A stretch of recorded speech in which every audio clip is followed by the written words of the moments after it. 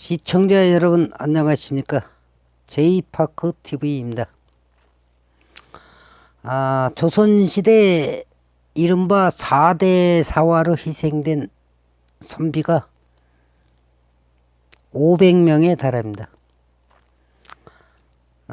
그리고 임진왜란이 일어나기 3년 전인 1589년에 발생한 정여립 모반 사건의 기축 옥사에선 무려 1000명 이상이 희생됐습니다. 정여립 사건은 지금까지도 사실이다 아니다, 즉 실제로 정여립이 반란을 준비를 했었다는 설과 조작된 거라는 설이 아직도 분분합니다. 그러나 당시 모반이라고 생각한 측과 생각이 다른 사람들은 무참히 처형됐습니다.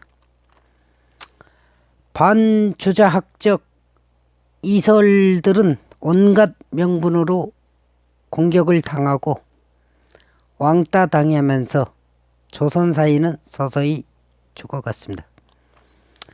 학문과 사상의 자유가 없었던 거죠.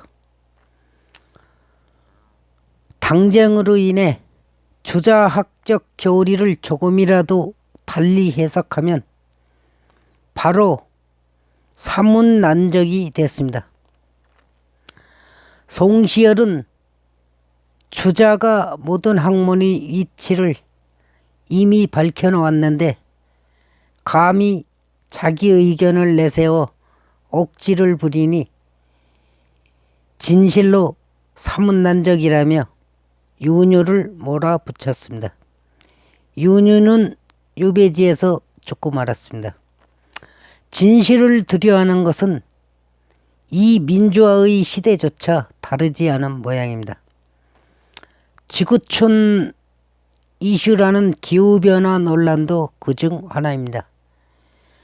그것도 미국에서의 일이라면 놀랄만하지 않습니까?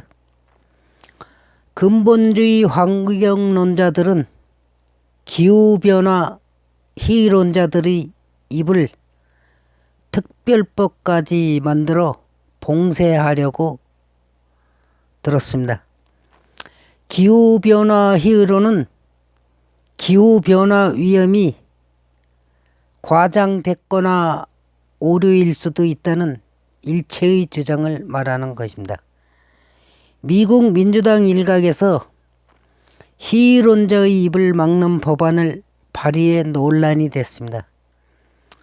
나와 견해가 다르다고 해서 그 진영의 표현의 자유를 막아선 안 된다는 반론이 드세지면서 일단은 없던 일이 되기도 했습니다. 최근 우리나라에서 제기된 5.18 특별법도 그런 반자유의 대열에 동참할 모양입니다. 국민의당에 이어 더불어민주당과 정의당까지 나서서 징역 최고 7년짜리 5.18 특별법을 추진하고 있습니다.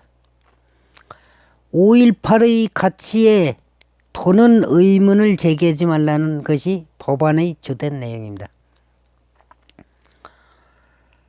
일각에서 북한 간첩 개입설까지 제기하자 이른바 민주화 진영에서 분노하는 것은 이해할 만합니다. 그러나 5.18에 대한 다양한 주장과 해석을 원천 봉쇄하는 것은 전혀 다른 이야기가 됩니다. 과잉 입법에다 학문의 자유와 표현의 자유 모두를 정면에서 침해하는 것이기 때문입니다. 위안부 문제를 다룬 학자의 책에 삭제명령의 칼날이 날아든 것도 그렇습니다. 정부의 공식적 정의와 다른 주장을 무조건 금지하는 이런 일이 과연 가능한지 의문이지만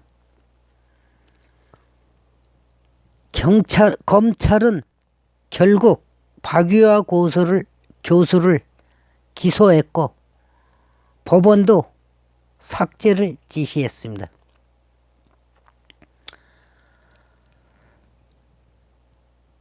학문의 자유와 표현의 자유를 억압하는 것은 자유민주주의가 아닙니다. 과거에 허구한 날 시국선언하던 민주를 입에 달고 살던 그 많은 지식인 집단, 교수 나부랭이들은 다 어디로 갔나요? 내 편이라서 바짝 엎드려 있나요?